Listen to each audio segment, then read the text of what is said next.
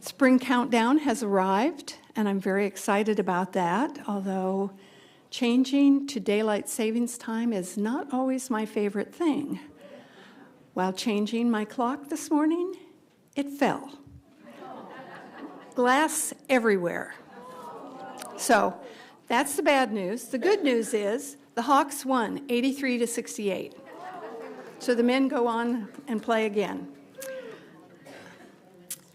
Project Green forums are free and open to the public, and attendance provides continuing education credit hours. Our forums inspire us, especially me, for the growing season to come. I want to thank Beth Fisher and Bon Drager and the Iowa City Public Library staff for hosting the presentations. Today's program is an encore presentation.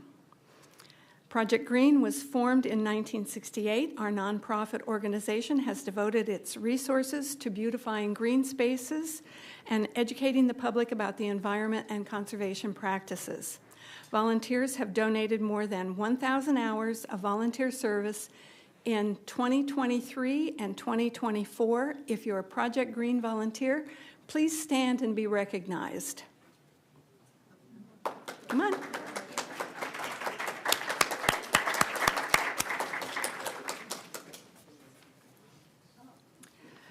All gardeners, from novice to experienced, are invited to join volunteers on Monday, beginning May 5th through October. They help out at Project Green Gardens from 9 to 11 a.m. at 820 Park Road.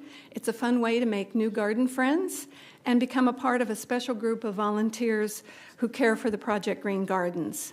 Our Open Garden Weekend 2025 will be held earlier this year, Saturday and Sunday, June 28th and 29th. Please consider offering your garden or nominating a garden for this special tour. There's no admission charge thanks to the generosity of our homeowners and our business sponsors. The botanical tour is a delight to the senses and has the potential to become a regional tourism event. And we're pleased to announce our first 2025 sponsor, Sustainable Landscape Solutions. You can watch for details on our website and social media. Since Project Green retired its annual and very successful plant sale in 2018, it now relies on financial contributions to enable us to continue our work. Your support is greatly appreciated and can be made in 3 ways: online at our website, through the Community Foundation of Johnson County at our endowment fund, or through the City of Iowa City at the Green Fund. Today we're not following our normal format. We're going to show an encore film with Mark Vitosh, DNR forester, about replacing ash trees and growing healthy shade trees. After the video, we'll have another chat and draw for raffle prizes. And Bond is going to introduce the film. Okay, this is a film from the Library Channel. If you're not familiar with the Library Channel, Iowa City Public Library has a YouTube channel. You can find it.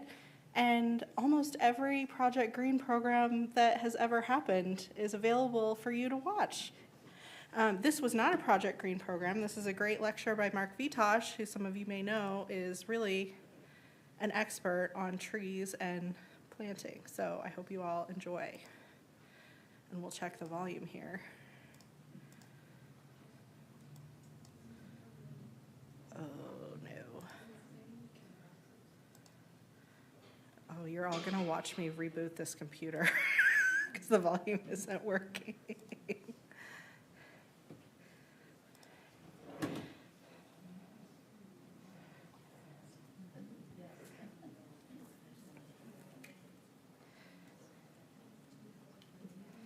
Everybody ignore Bond while she's doing her thing. Y'all know me. I'm Beth. I am the program librarian. Oh, okay. I forgot we were going live. Sorry, people at home. She was mentioning Mark Vitosh. Most of you know Mark Vitosh. He is the Iowa DNR district forester. And Mark has been doing programs for the library as long as I've been here, which is 30 years.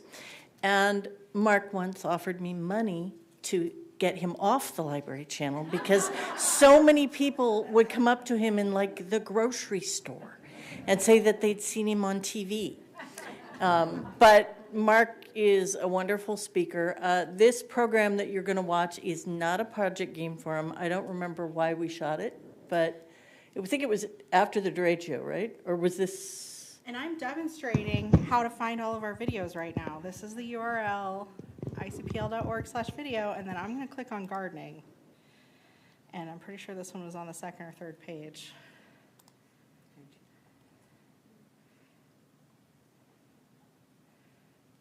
You can see all the cool stuff we have. Except that she goes so fast. Well, I have the collection memorized, so I can just glance.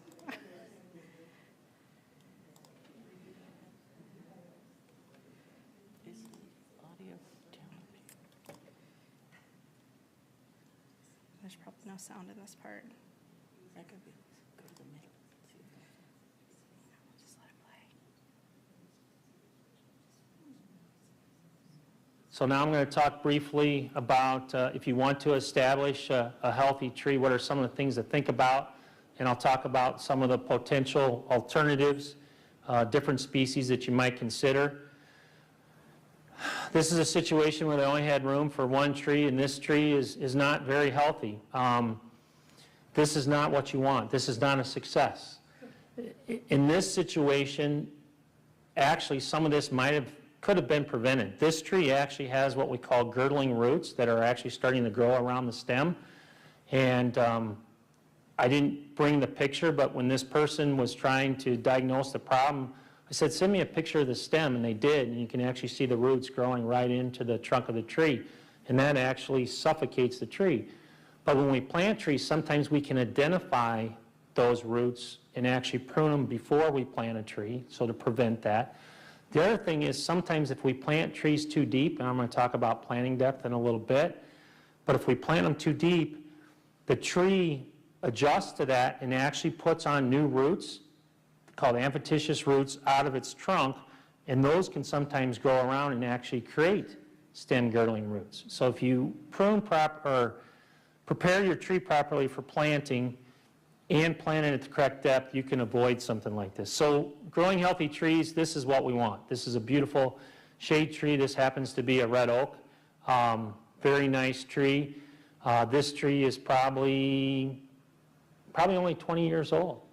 A lot of people think oak don't grow very fast, but especially like red oak can grow pretty fast. Beautiful shaped tree. I have two of those in my neighborhood. That's not my house. I wish it was. But that's a very nice shade tree. But that's what we're trying. If we do things correctly, obviously certain things can happen out of our control. But if we plan correctly, a lot of times we can avoid a lot of the problems that people have 5, 10, 15, 20 years down the road because we didn't quite do things right, or we went the wrong direction. So we can avoid problems in a lot of cases. So what are some of the things? The thing I want you to think about is if you're going to plant a new tree, don't go in the situation and say,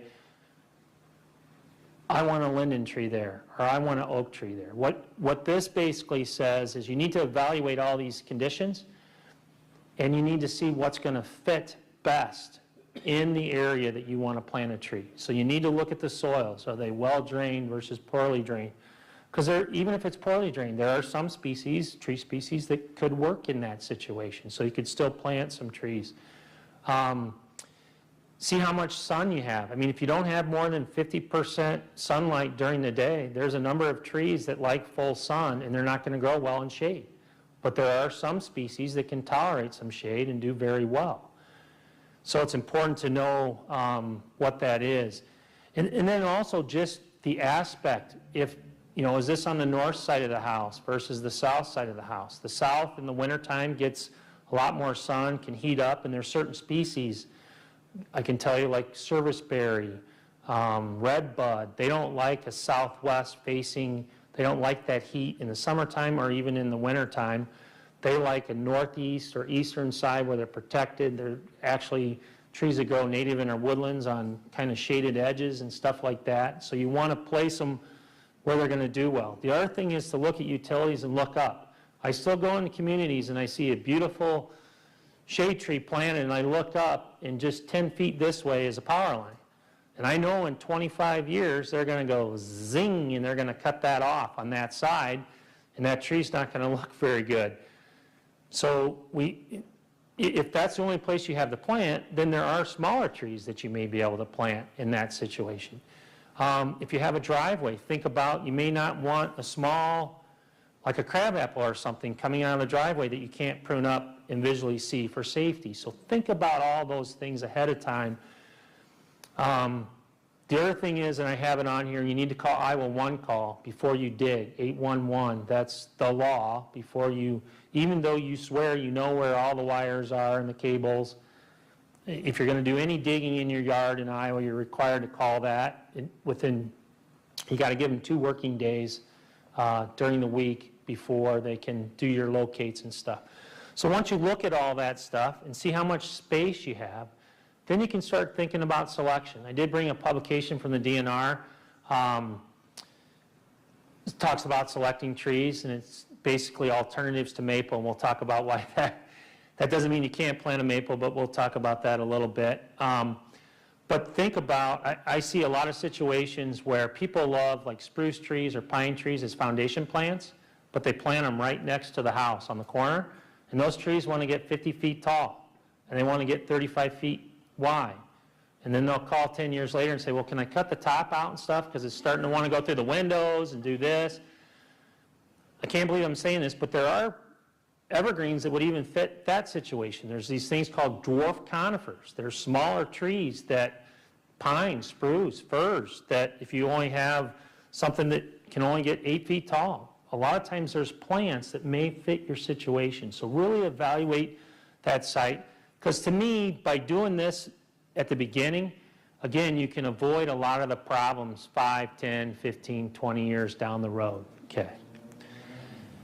And then plant diversity, and I'll talk about that. And question is, why diversity? Well, it's very simple. The theme of this talk, I can say a couple things. Dutch elm disease, emerald ash borer, and we got another one coming, Asian longhorn beetle. The Asian longhorn beetle loves maple. That's one reason we're looking at alternatives to maple. And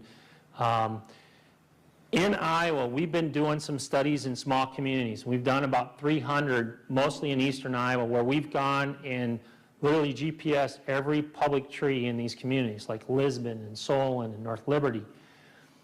And out of that 300, the average community has about 17% ash on their just their public trees, but most communities have 34 to 37% maple. So most of these communities have over 50% maple, just maple and ash. So we know what happened in the 50s and 60s with Dutch elm. This is our next Dutch elm coming here with emerald ash borer. We have over 3 million ash trees in our communities, and we have over 50 million throughout the state in our woodlands. A large percentage of those ash trees are going to die over the next, 5 to 30 years, whatever it is. There's going to be a lot of loss of a lot of trees, just like when we lost the elms. So diversity is not 5 different types of oaks or 5 different types of maple or 5 different types of pine. But here, they have a spruce. This is a maple. This is a white pine. I think that's actually an oak. I'm not sure about that one. And they actually have a catalpa right here too. So they have 4 or 5 different genuses, not just species, but different genera of trees. And the thing we found is a lot of these diseases and insects are often not generalists. They're specific. So far, the emerald ash borer has gone mostly for ash, but there's been a tree called a fringe tree in Ohio, which is in the same family as ash. They've actually found it on this fringe tree in Ohio. So it might jump to species within the same family, but so far in their tests, it hasn't jumped to oak and walnut and some of those other species. But there's not a lot, like Asian longhorn beetle has, I think 20 plus hosts, but one of its favorite is maple, but it doesn't like oak. and it doesn't like linden. So again, if you have a lot of diversity, and I know if you were like the one house I showed, you only have room for one tree, that's a tougher situation. But if you have room for more, the more diversity, and that's important in our communities. And our communities are really starting to do this. In Iowa City on McAllister Street down by Terry Trueblood, they just planted a bunch of trees, and there's probably 7 different species in there. So they're really mixing it up that if they have a problem, they're not going to lose everything. That's our best. I lose a lot of sleep at night because of all these bugs and diseases. I have nightmares about them. But our only defense is diversity. It really is. Our only true defense is to try to diversify because we know how important trees are. So we need to keep planting them, but we need to diversify. So like I said, make sure before you plant. This is just a little commercial on bigger is not always better when you're planting trees. So when people are going to buy trees and stuff, they think, well, I'm going to buy the biggest I can because I'm getting older and I want to watch it grow, and I'm not going to wait for one this small because it's not going to get big enough, okay? Well, this is actually in Iowa City. This is a number of years ago, but this is the size of the tree that they planted. That tree was probably 18 feet tall when they planted it. I came back 4 years later, that's the same tree. It's not much bigger. So bigger is not always better, because a lot of times the thing you need to think about is if they're digging that up, like ball and burlap or even spading it, you might lose 50 to 60% of the root system when you dig that. Even if they do it all by the right calculations and specs and stuff, they still lose a lot of root system. So they often say for every inch of caliper that you have, or diameter, you have usually about a year shock that those roots need to get readjusted and stuff like that. So the bigger, the more shock. And if you just look at developments around town where they bring in a lot of bigger trees, and you look at some of those developments 5, 6 years later, you see a lot of stressed trees a lot of times. I mean, there are some trees that do well because the nurseries do their best to do it right, but bigger is not always better. So even having a tree that's maybe an inch or even a ½ inch or a quarter of an inch in diameter, that tends to have a better root system in balance with the top. So a lot of times that tree's going to sit there a lot less time before it starts growing. It's going to do better. And I've seen situations, I don't expect you to plant little seedlings, but I can plant little seedlings that we plant in the forest in my job. And I planted some seedlings at Lake McBride, and we plant them. I have one planting that we planted 3 years ago. So this is the 3rd growing season. I have some 8 to 9 foot oak trees already in 3 years from a little seedling because it had a good root system, didn't have a lot of shock. Now again, I don't expect you to plant seedlings, but something a little more in balance I think is pretty critical to, so bigger is not always better. But if you're going to go a little bigger, you can get trees tree spaded or ball and burlap. You can do that. But if you're using tree spades, a bigger tree spade, the better. So if it's a lot bigger than the root or than the tree, that means it's picking up more root system. So that helps too. And trees that size too are often cheaper. And if you want to plant them yourself, they're easier to handle if they're in a pot or something like that. So if you want to do it yourself, it's a lot easier to work with. Because a lot of times those big ball and burlap, they need a excavator or something to even pick them up to get them set in the ground correctly and straight and all that. It can be pretty hard to plant. So proper planting. This is really critical. There's been a lot of research probably in the last 10 years on planting, and kind of related to some problems that we had in some states to windstorms and different things, and some people started doing some research. But on the tree, this little area here is called the, basically it's the root collar or trunk collar, basically where the trunk meets the root. That area is the depth that you want that tree. So that root flare, if you look at trees that have been in the ground for a long time in our parks and stuff, they'll have that root that really flares out, okay? If you go to a landscape and you see a tree that looks like a telephone pole in the ground and there's no flare to that tree in the ground, that tree was planted too deep. And the reason that's a concern is A gentleman up in Minnesota, Gary Johnson, who's a researcher up there in urban forestry and nurseries and stuff like that, they had a windstorm up there a number of years ago, and they noticed a lot of trees snapped off. So they started investigating these trees, and what they found, a lot of them, they had these stem girdling roots that I was talking about earlier. And as they actually pulled the soil away, they noticed a lot of those trees were planted, the root flares were down anywhere from 2 inches to 8 to 10 inches below grade.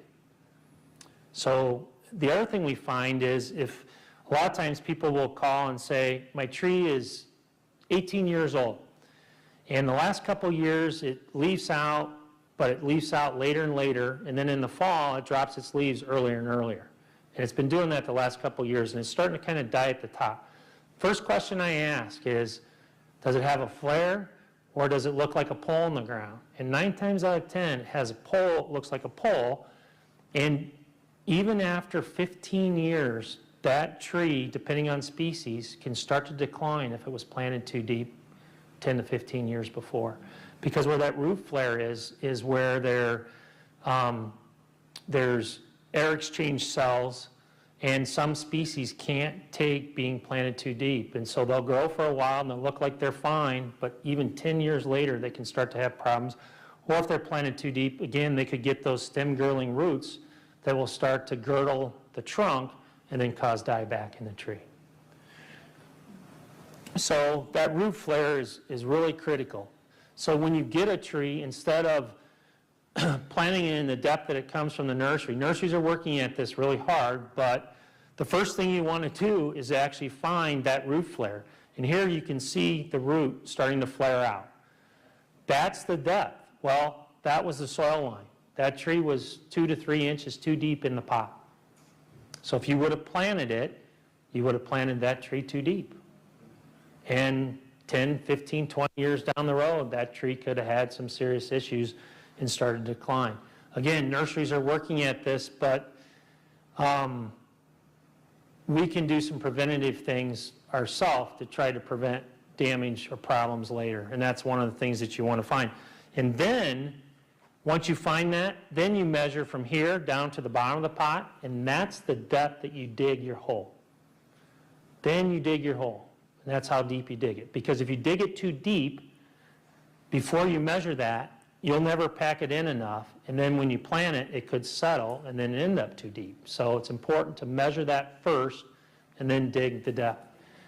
And if we go back to this, the big thing is wide. The wider you can go this way and rough that soil up, the better, because you're working up this area kind of like a garden, so those roots are going to have a better chance to get out. And if you have a tough soil, the best way to do it is the more that you go this way, because the thing you got to remember is the tree roots are in the top probably 6 to 24 inches, and that's where they want to be.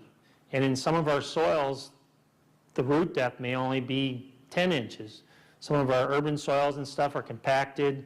They may not even be able to go deeper than 10 or 12 inches. So working that area up so those roots can get out this way is key to giving them a better chance, okay? And again, I see eyes with questions, but we'll get to them towards the end. So this is one at proper depth. You can actually see, I just pulled the mulch away a little bit. You can actually see that root flare. They did a great job. And sometimes you got to be careful with urban trees, because if you see this, you think that's the flare, but that's actually the graft. You'll see that on apple trees and fruit trees, but even our urban trees are sometimes bud grafted or grafted onto a rootstock. And so you'll get this graft union, but you still look for those roots, and that's the depth that you want to plant it at. So you just want to cover up that flare, or just cover up those first roots, okay? So this is a tree that was in a planting, and I started digging, and I've already gone the length of that pin, and I still haven't found a root yet. So that tree was planted too deep. But luckily, I was inspecting it, we dug it up and started over. But, I mean, that tree had been planted like 6 days before I looked at it. So, I mean, it was easy for them to redo it. But if it'd been in there a couple years, that may be that's a lot harder to deal with. So preventative and getting it planted correctly at the beginning is really key. So sometimes we'll get potted trees and we can actually see roots, sometimes bigger roots like this that are kind of encircling a little bit, or they might even get to the degree of this. And there's been more research now showing that if we just put that in the ground like that, that tree's going to have a really tough time to get out. So up in Minnesota, they tried some research and they did this. They took that same tree and they cut 4 sides. They did what we call a box cut. And they actually cut off about 1 inch of all those roots on each side and squared that up and then planted it. And then they planted the trees that had the encircling roots. These slowed down a little bit the first year, but then they did a lot better than the ones with the encircling roots because those roots never got out. That seems like a very drastic method, and I can't believe I have to tell you to do that, but if you have encircling roots, I would really look at doing something like that, because right now if you don't, those trees are going to have a tough time developing with those circling roots down below. So before I talk about water, you get that tree in the ground, you awfully center it up, and then what you take from the ground, you put back in. So amendments, peat, good soil, all that stuff, especially if you have a bad soil or not a very good soil. If you put a lot of good stuff in that hole for a tree, those roots are going to want to stay there. So you're just making a big pot. If you can't amend your whole yard, then you shouldn't amend that hole. Now with shrubs and stuff, their roots aren't as extensive, smaller perennials. You could probably do some amending in, we do that with blueberries and stuff like that because we have to change the pH and different things. But with trees, those roots are in the top 2 feet of the soil, but they also can go twice the height of the tree. So if you have a 50-foot tree, you could have roots eventually 100 feet out. So amending that soil, if that's really good soil and it's not so good once they get to the edge of the planting hole, those roots will often turn and stay in that hole. So you're just, again, putting kind of in a pot in the ground. So what you take out, you put back in. And that's why making a wider hole can really help that tree develop. And then watering, this has actually kind of changed over the last couple of years with research. So I probably did one of these talks here 15 so years ago, and I used to say, water it really good and then let it dry out for 7 to 10 days. Now they say, water less and water more often. So the first year or so, you treat that tree like it's still in your nursery. And so you plant it and you basically water just around the root ball. So you don't water clear out in here. Notice she's got it pretty close to the trunk of the tree. You just water right in that spot. And for the first year, you just water that root ball. And you might water it 2 or 3 times a week, depending on your soils. Now, if you have a clay soil and you know that even a couple gallons is going to percolate right back up, you may only do it once or twice versus 3 times. But I usually give it a couple gallons each time I water it. So I'm going to water it that first year very religiously. And then going in the fall, I'm going to try to water it again so when the ground freezes, that root ball was pretty moist. We don't want to, if it's a dry freeze, it's not as good for the root system. And then the second year, I may start watering in the spring, and then I probably try to start weaning it off after the second year. And we'll talk about mulch, but if I have mulch, I'm going to need to water less. Now, if I have a tree, if we have a drought situation, and you planted a tree 3 years ago, and you watered the first 2 years, and then you stopped. In 2012, when we had a drought, we told people basically if they had planted a tree in the last 5 years during the drought period, it'd be helpful to go back out and water that tree some during those drought situations. But usually once they get past that 5 years, the root systems are established. If they're going to live, they're going to live. But if you can wean it off going into the second year, try to do that. But basically what they say, for every inch of diameter you try to give it, or caliper, you try to give it 2 to 4 gallons each time you water for a tree. Then I realize in our yards we like to have grass, but the thing to remember is grass is a competitor. It's in the top, the roots are in the top 6 to 8 inches. They're in the same area where those tree roots are, so there's a lot of competition. The other thing is these cause a very severe condition, and it's called Homo sapiens sapien weed whackus killis. Okay? The common name is mower blight. Okay?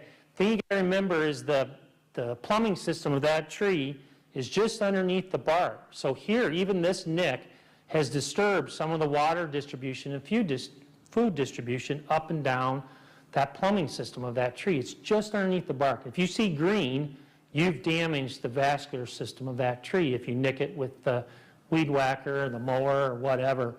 And these basically are old mower damage that eventually these don't, if they don't seal, they often get decayed, and long term that could create a risk tree or a tree that could fall over.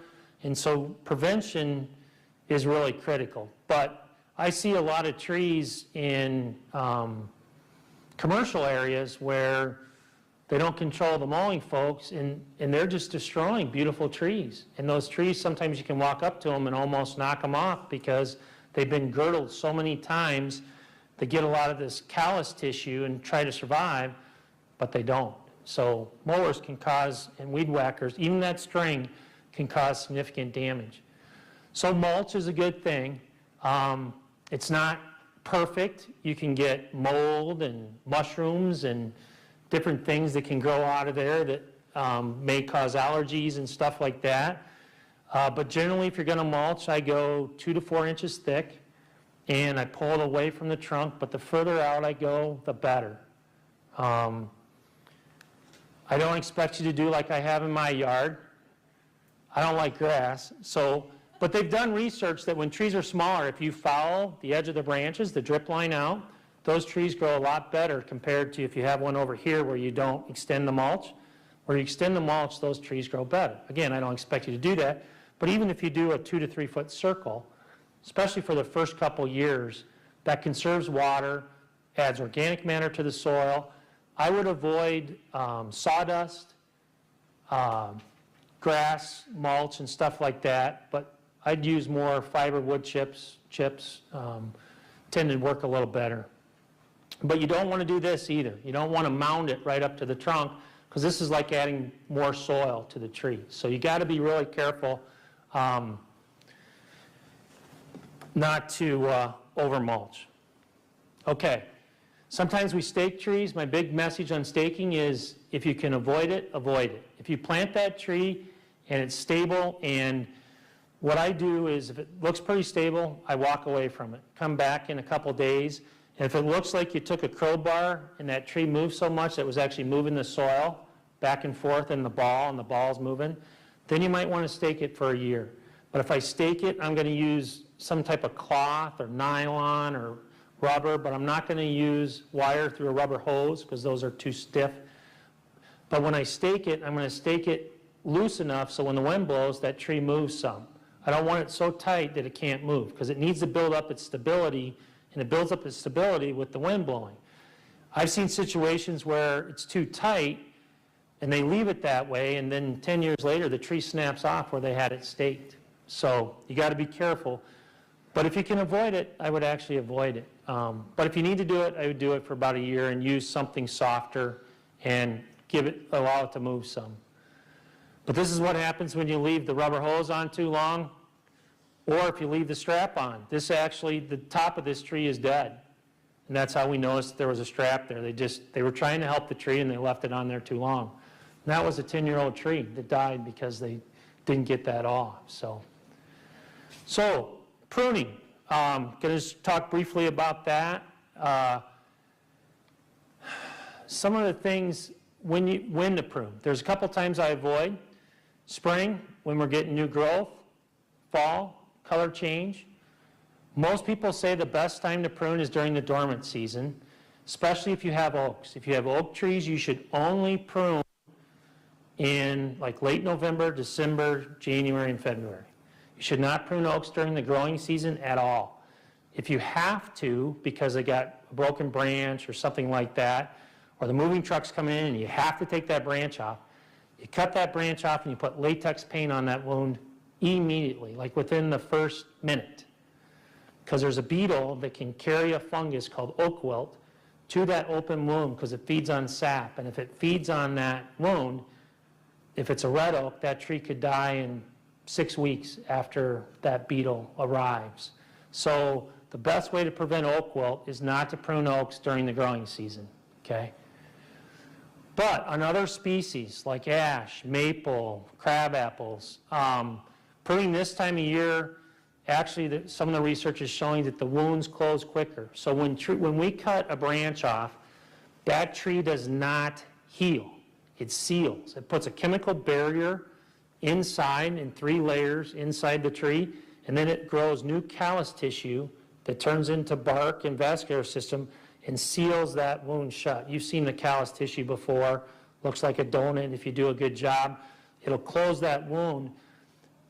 So we want to prune in a way to promote that. And they say on a lot of species, if you prune in June or maybe even in July, you might get a little better response than if you prune it in the wintertime. But again, I still wouldn't do that on oaks, okay? So some of the things with young trees, especially shade trees, pruning weak branches, rubbing and crossing branches, especially like on crab apples and stuff, you'll get a lot of branches that tend to cross and rub. On shade trees like oak, maple, lindens, tulip poplar, elms, you want 1 straight leader. And if you start to get 2 leaders, you want to pick one of those off so you can train it to 1 leader. If you leave those 2, a lot of times they're V-shaped, and as they get bigger, they actually push apart, and this V-shape usually has a seam that can split the tree down. And it'll usually happen 25 years later. But if you prune that one 25 years before, you won't have that problem later. So you can really help. In the 98 windstorm, I saw so many trees that if they would have been pruned younger, a lot of those trees wouldn't have broken. I mean, there's a lot of trees, if the winds are really high, are still going to have problems, but we can really improve the structure and their defense to storms if we prune them correctly. There's a really good publication from Iowa State called Pruning Trees and Shrubs, and I'm just touching on some of the high notes because of the time tonight, but there's a good publication that talks about a lot of this stuff. Dead and sick branches, and then you might do clearance. I mean, if you're mowing or you want site clearance, you have to prune some branches up over time. So this is what I want you to think about. This is a 13-foot tree, okay? 6-foot person. All these branches, if this is in Iowa City, their regulations say they have to prune like up to 12 feet or 13 feet over the street and 8 feet over the sidewalk. Well, all these branches on this tree that's 13 feet will be removed in the life of that tree. That tree that was just planted, all those branches will be removed. So here's the process you need to think about. Is these branches grow from the tips this way, they get bigger in the trunk this way, but they get taller up this way. So they put on new wood like this. They don't stretch. So if you know that you need 8-foot clearance, all those branches in the first 8 feet of that tree you just planted are temporary branches that you're going to take off over time. Okay? Does that make sense? Okay. So that's a pretty important concept to think about when you're looking at your trees. So again, this is about an 8-foot tree. The only thing that's going to be left is that main leader. If we need to clear to 8 feet, all these branches will eventually be gone. Okay? The thing I don't want you to do, though, is come in here some Sunday and cut 7 feet right away. Because if you take too much of that tree, you can really set it back. And I'll talk about it a little, but generally those lower branches, so if I have a tree like this, the first thing I look, do I have a straight leader? And if I have a double leader up here, I'll prune and fix that because that's going to be my permanent tree up there, okay? These branches I leave till they're about 1 inch, and then I usually get them off before they're 2 inches. What they say is you let them grow, and if you're going to prune temporary branches, you get them before they're half the diameter of the trunk. So if you have a 2-inch trunk, you should be pruning your branches at 1 inch that you're going to take off, okay? If you have a 3-inch trunk, you get them before they get above 1.5 inches. But if you use that, kind of let them grow 1 inch and get them before they're 2 inches, by doing that, one thing with pruning is you want to minimize the size of wounds. The research is actually showing the smaller the wound that you make, the better that wound seals and the less decay we get in those wounds. That doesn't mean if you have a bigger branch and it's broken or something that you don't cut it, but the research shows the bigger those branches are, the more likely they are to get decay in them over time. So if you are starting from scratch and you can develop and determine what you're going to take, if you take those branches when they're smaller, you're going to have a lot less decay develop in that tree long term. Okay? Okay, so those key points. To me, about the first 5 to 25 years of that tree's life are pretty critical, and kind of just like kids, training them, developing them, getting them going, then kick them out the door. Hopefully before 25 years. But so that doesn't mean at year 4 that you wouldn't do some pruning. If I had a double leader, I don't wait till it gets 1 inch. I get that as small as I can and I get it off, so I'm training that 1 leader.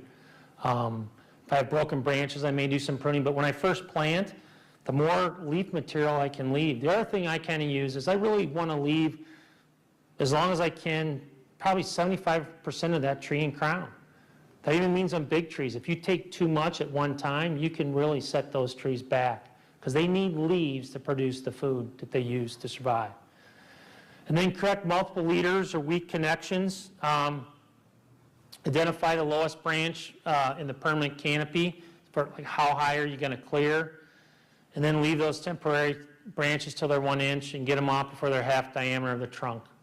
And then prune oaks during the dormant season. Okay, so I'm going to finish up with just a few trees, shade trees. I'm pretty close on time here. You're fine. Okay. Honey locust is a decent shade tree, especially if you have a yard where you got some room. They're going to get 40 to 70 feet tall. If you have an area that you like to grow grass, they have a very kind of diffuse shade that allows some sunlight in. They do have little small leaflets that kind of get sucked in the doors, and people don't always like that. But the urban selections are thornless and podless. If you go out in the wild, they have big pods on them and they have big thorns out in the woods, but our urban selections don't. And there are some selections in the publication. So that's one decent, that's actually the Pedmal. They're pretty durable. They don't have a lot of insect and disease problems. They can have a few issues, but they're pretty tolerable to urban conditions. And again, this is just a few. There's the book I gave you. There's probably 30 or 40 different selections in there. Depends on your site. Again, here's my neighbor's red oak. I really like red oak. Has a nice fall color. But remember, it has acorns. You may not want that next to the house because once they start producing in 20 years, there's pretty big clangs and noises in the fall when those acorns drop. But something to think about. But they can make, if you have a bigger backyard or a bigger front yard and have some room, they can make a decent shade tree. I like oaks. Another one I like is chinkapin. It's actually a native tree, but it's very big. It can get 60 to 75 feet tall, maybe have a 35 or 40 foot spread. So you would need a pretty big yard for this. Probably not the best as a street tree, but kind of a unique tree. Grows a lot like big white, native white oak as far as its trunk and stuff like that. Here's one more oak that makes a decent urban tree, swamp white oak. Neither of the chinkapin or the swamp have much for fall color. They're basically yellow. Kind of off brown, yellow. But the swamp does have on the developing bark, it gets kind of peely, not quite like a birch, but it's called exfoliating. It does peel. So it does have some winter characteristic to it too, a little bit. Ginkgo is actually a good urban tree. Very slow growing though. They'll get 50 to 60 feet tall, probably a 30 plus spread, but they're just really slow. But they make a really nice shade tree. There's some nice ones in the Pedmal that have been here a long time, very tough conditions, usually pretty adaptable and kind of open. They can allow some sunlight, but that's a street tree over on the east side. This is kind of a different one that people are starting. It's a native tree, Kentucky coffee tree. When you first plant it, it looks like a dead stick. and it takes it about 10 years before it actually starts looking like a tree. But it will, I promise. I planted one 3 years ago at the fairgrounds, and it's starting to look like a tree a little bit. But when we first planted, it just had some sprouts, and when you get them, they're kind of like sticks. But just give them some time, and they'll turn into a swan. They're a nice tree. Now, they can have seed pods, but I think there's at least one selection called espresso, I believe is podless. You'd have to check. Hackberry, not a bad shade tree, good urban tree, doesn't have a lot of big issues. Another, again, pretty good sized tree, more of a yellow fall color. We're starting to bring back some elms. There are some American selections now that are supposed to have some tolerance. I think there's a few listed in the book that I gave you. This is actually one at City High, still alive. There are some that have survived, and so they're actually starting to develop some. Now there's some hybrids out there too. I would avoid those, but the true American selections, there are some now that we can look back and maybe start planting some elms back. American linden, pretty big shade tree. The only challenge with this, if we have heavy populations of Japanese beetle. Japanese beetle loves this tree, and a number of years ago on the east side we had some pretty good populations, and it kind of made them turn brown. It won't kill them, but these are pretty fast growing, and they'll get big, 60 plus, so you need a pretty good space. Tulip poplar, kind of a unique one, has kind of a unique flower. This is actually the fruit, but the flower is kind of green, kind of unique. This is the leaf, looks like a tulip. Pretty fast growing tree, but get rather large. Again, you would need a pretty good space for those, but it's another alternative. A few small trees, redbud, but usually likes protected sites. These will get 15 to 25 feet tall.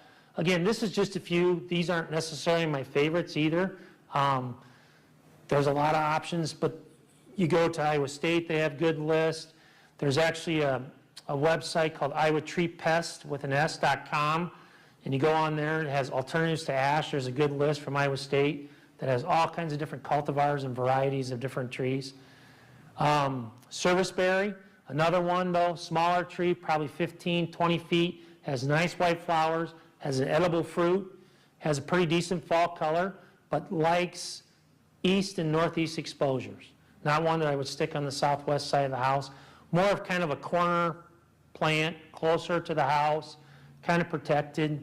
And then there are crab apples. There's like 400 varieties of crab apples. But if you're going to get crab apples, there's different shapes, sizes, blossoms. But remember, the blossoms last 2 weeks, tops. But then they also produce fruit, which sometimes are good for wildlife. There's some that are yellow, some that are red, some that stay green. And again, there's different, you can get some as small as 8 feet tall, some as tall as 25 to 30 feet tall. Some shaped like a broom head, some that go straight up, some that are wide, a lot of selections. But the key with crab apples, they get a disease called apple scab. Make sure that they're tolerant to apple scab. There are still some selections out on the market that aren't, and if you look around in the next couple weeks, and it's already starting, there's crab apples losing their leaves, it's because of apple scab. And every spring that we get these wetter springs, we get a lot of apple scab. But I have trees in my neighborhood that are dropping leaves, and there's a tolerant one right next to it, will look perfect throughout the year. So the tolerance is really, really pretty good. If we have a really wet year, they may lose a few leaves, but the ones that are intolerant, usually by July 4th, a lot of them, or by August, they hardly have any leaves on them. They'll survive that. It's heavy defoliation, but they usually come back each year. And you can't really treat it. There's no really good way to treat it. So you buy selections that are tolerant to the disease. Okay, I'm done. I think I'm right on time. All right? Sure. Good. So we'll end there, I believe, right? Sure. Or if we... Well, and I'll answer questions. Yes.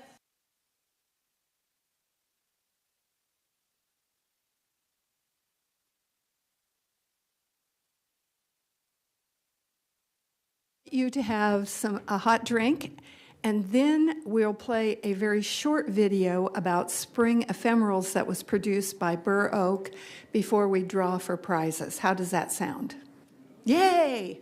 The ephemerals video is really cool. I'm kind of a nerd, but I really like it, so I recommend staying There you go. if you like that kind of thing. So, a little short break, and then we'll come back and watch a quick video and draw for prizes. Didn't show. I didn't hear from him, so I don't know. I don't know what happened. So I'll take, maybe he had a bad day like I did.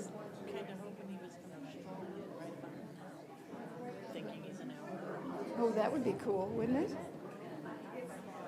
I'd be all in favor for that.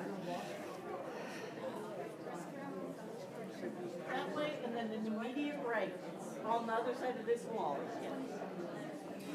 I'm gonna go see why somebody was calling me. Thank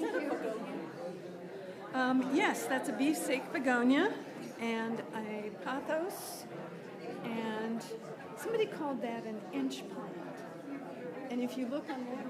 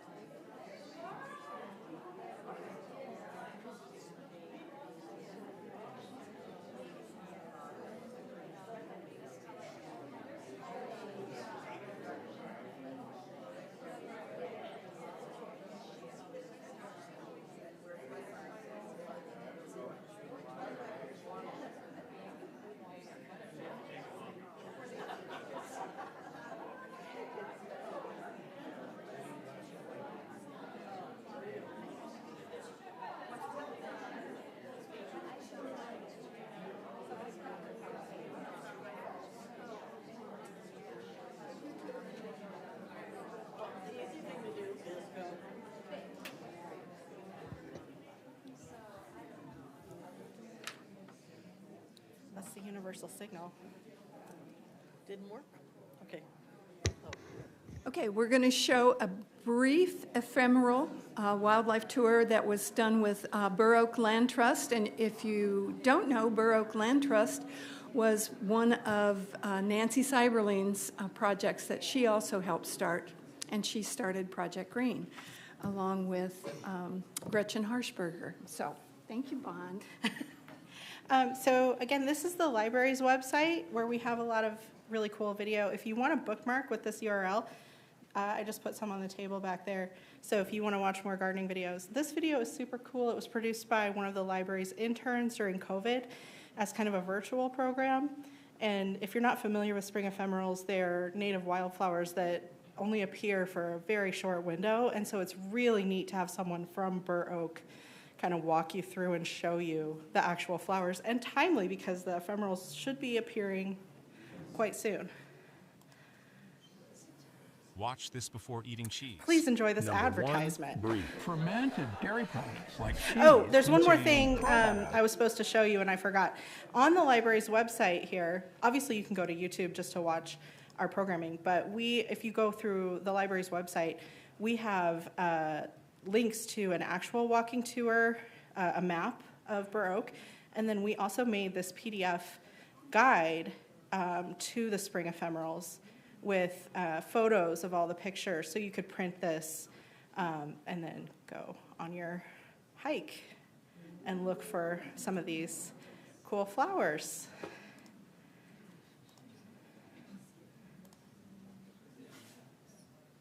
Hi, I'm Jason Paulus from the Iowa City Public Library, and thank you for joining us for another session here with Burr Oak Land Trust. Today we're at the Turkey Creek property in Johnson County. And this is Lydia. Thanks for joining us. Hi, my name is Lydia. Yes, today we're at Turkey Creek Nature Preserve. This is one of Burr Oak Land Trust's biggest properties at 107 acres. There's 2 restored prairies here and a woodland habitat. Today we're going to take a hike around the property and identify some early spring ephemerals. We're here in the second week of April, so if you're out on a hike yet in April, take a look for some of these plants we're seeing here today.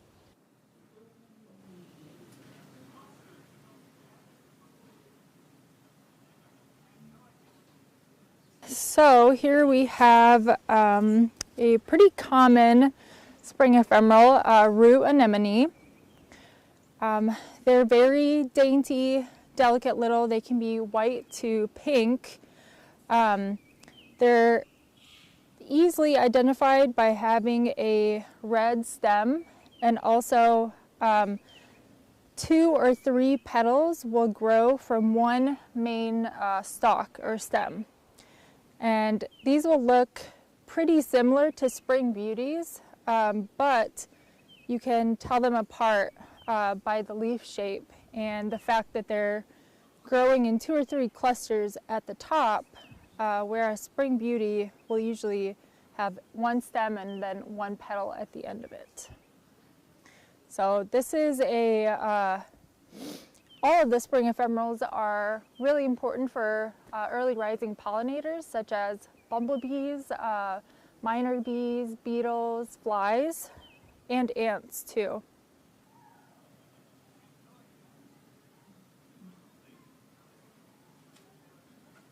We also have here, this is really, really common in woodland areas, Virginia waterleaf. So this one is pretty easy to tell as well because the leaf looks like it has water stains on it. Very easily identifiable by that. In this time, very, very early spring still, these are going to grow very low to the ground.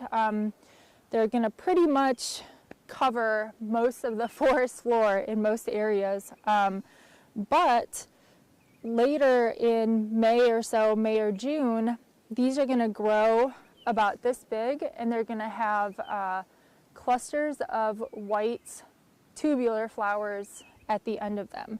They actually turn out to be very, very pretty even though they don't look like much right now. So that's Virginia waterleaf.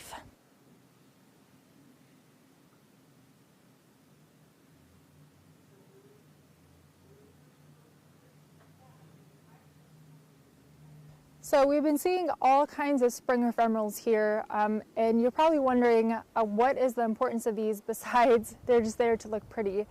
So spring ephemerals are an extremely important and necessary food source for very early emerging pollinators such as queen bumblebees. Now queen bumblebees that are hibernating through the winter are going to be coming out very early April, sometimes even late March, and they're going to need food and enough food to start their colony in the spring. And where they get that food, the nectar, the pollen, is through these spring ephemerals that are coming up really early. And that's going to be really important for other minor bees as well, beetles, ants. They're all kind of relying on these spring ephemerals to give them the necessary food that they need coming into summer. Now these delicate and very dainty flowers are coming up this early because they're not going to get enough sunlight once the canopy starts to really thicken up. So they're coming out early because they're going to get enough sunlight, and they have 3 goals in mind, which is to successfully pollinate and reproduce and then store enough carbs so they can come back for the next year. So they're coming out and utilizing the sunlight before everything else takes over the forest floor. All right, so I've walked across to the other side here because I spotted a trout lily, 2 actually right next to each other. These are really beautiful, beautiful flowers. They're called trout lilies because their leaves, their mottled leaves, resemble a trout. They're really pretty leaves. Trout lilies are usually going to be either yellow or white like this. Right now, since it's a little bit cloudy, it's cloudy and cold, so their petals are protecting the stamens underneath there, but usually you'll see those petals peel back in a really beautiful fashion, and you'll be able to see the pollen on the inside. So with trout lilies, these are really important in an ecosystem because they actually have a specialist miner bee. Specialist miner bees are going to be bees that come out usually when the trout lily is coming up. So they've timed their emergence from hibernation as this trout lily is coming up because the trout lily is depending on that miner bee for pollination. And the miner bee is looking for the pollen in the trout lily. So usually with trout lilies, if there is 1 leaf, it usually means it's a younger trout lily. If there's 2, it means it's a older trout lily, has come back year after year. And with both of these, we see that there are 2 leaves, so that means it's probably coming back year 3 or 4, which is awesome to see. Most people have no clue that in 2024, the best way to make money with Amazon is not with physical products. I'm so sorry. It's Amazon's other company, Audible. Audible has been... So as we were walking, we've come across a lot of spring beauty in these woodlands. We found one that was open here, one of the few. Spring beauty is identified by having this one long elongated leaf here. Like I was saying earlier, you can tell these apart from root anemone by the leaves mostly. And we have here Carolina spring beauty and Virginia spring beauty. How I like to tell those apart is that Virginia spring beauty is going to be, the lobes of the petals are going to be a little more rounded, and the Virginia spring beauty, the lobes are going to be a little more pointed. It's not always the best way, but I found that works for me. And you'll find these pretty common. As you can see, they're kind of all over the place here. Spring beauties also do have specialist minor bees that help in pollination. They're going to be coming for the pollen and the nectar, and in turn pollinating these as well.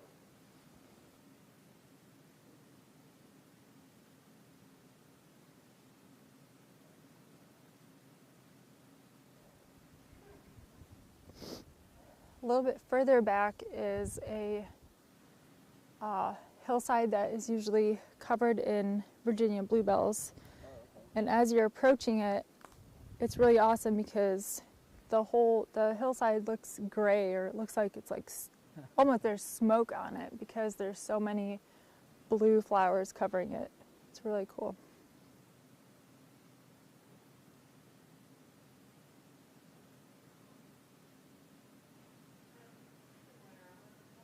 So here we've come across a cluster of May apples on this hillside.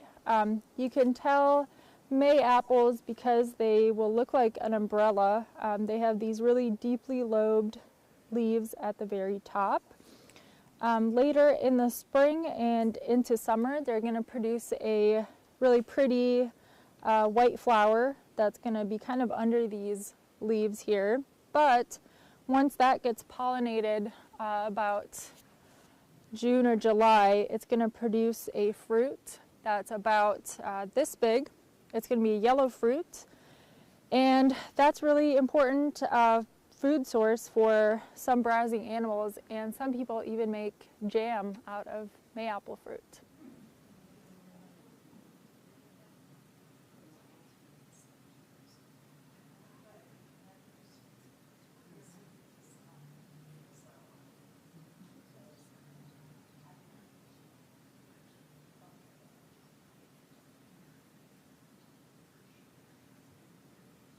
So right here we have a couple patches of bluebells here, Virginia bluebells. So named because of their flower shape that resemble bells. They have really, really smooth leaves, so even before the flowers are popping out and they're starting to grow, you can see their leaves starting to come out. And when they're just starting to pop out, they're going to look pink, but as they start to grow, they start to develop into blue petals. And so you get this really nice array of pink and blue on these flowers, which definitely make them a favorite for gardens and also for photography and just for looking at because they're so beautiful. These are also a favorite for bumblebees. Because bumblebees have really long proboscises, they're going to be able to reach down into that tube flower and get the nectar from it. Not many other bees are able to do that. Another thing that you'll see with Virginia bluebells when they're just starting to emerge is they'll have this dark purple coloration on the leaves. As they're starting to grow, that's going to turn into a bright green, but that's another way that you can tell Virginia bluebells is by their dark purple leaves up top here.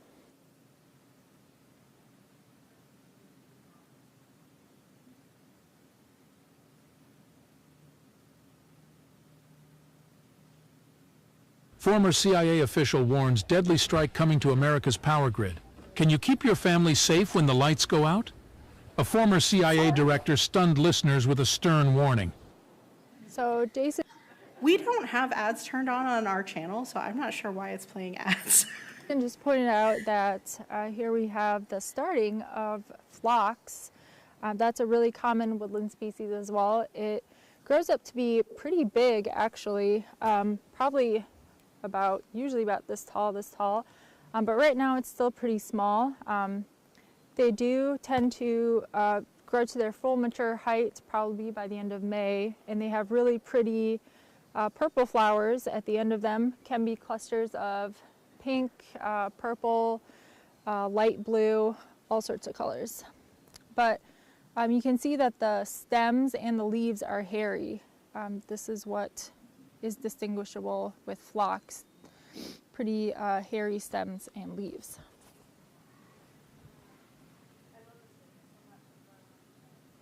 Right here we have one of my favorite spring ephemerals, Dutchman's breeches. This is so named because the long, slender pink stem resembles a clothesline, and then the delicate white flowers they look like pants hanging from a clothesline. So kind of a funny name.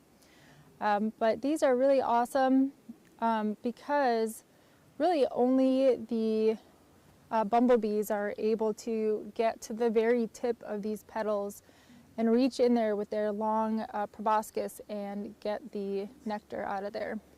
And at the bottom of Dutchman's breeches is the leaves, which look like very delicate small ferns almost. They're very deeply lobed, grow in clusters here.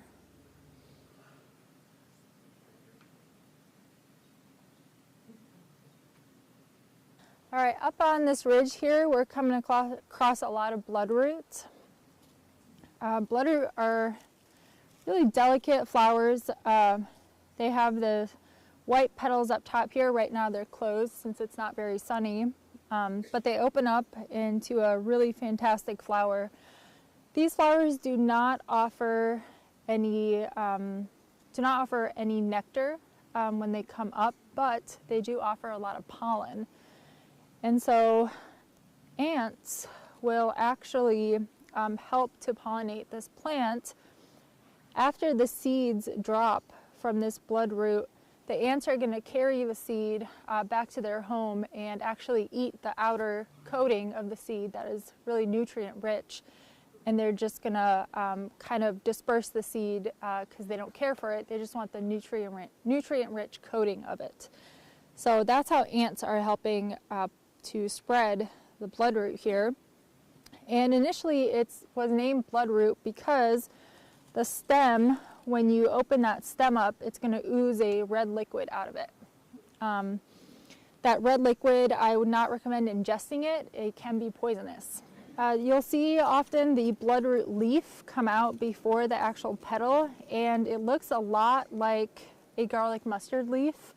But it's going to be more deeply lobed, it's going to be softer and bigger than a garlic mustard leaf.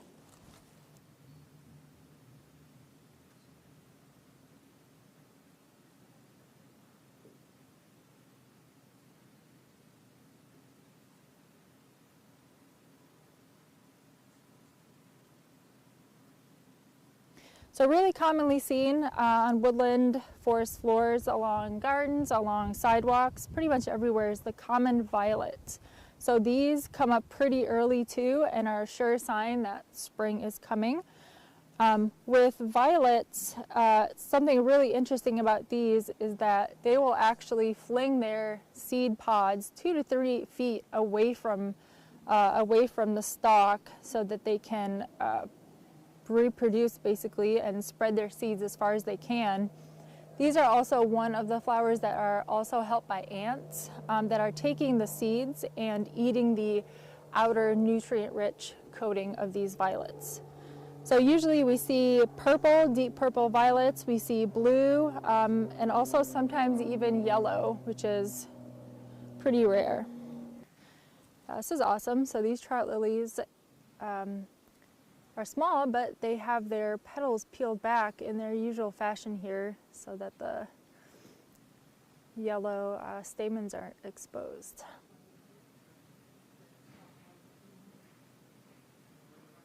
So I hope you guys enjoyed our spring ephemeral walk and learning about all the different spring ephemerals at Turkey Creek. We work really hard here at Burr Oak Land Trust to protect this habitat and protect these woodlands from development and improve the quality of habitat, so we still have these spring ephemerals around for many generations to come. We have a guide, a spring ephemeral guide that will be posted by the library, so you can print it off and follow along on your hike at Turkey Creek. There's going to be some flowers on there that we did not cover today because they're not out, but if you come back in a couple of weeks, you'll see a lot more stuff blooming.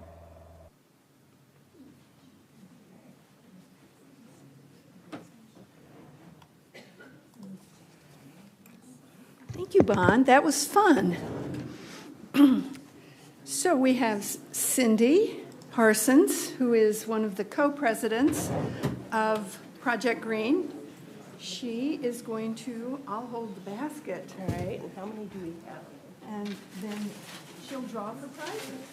And you can, and then you can come up and choose your favorite. Chris Cedral.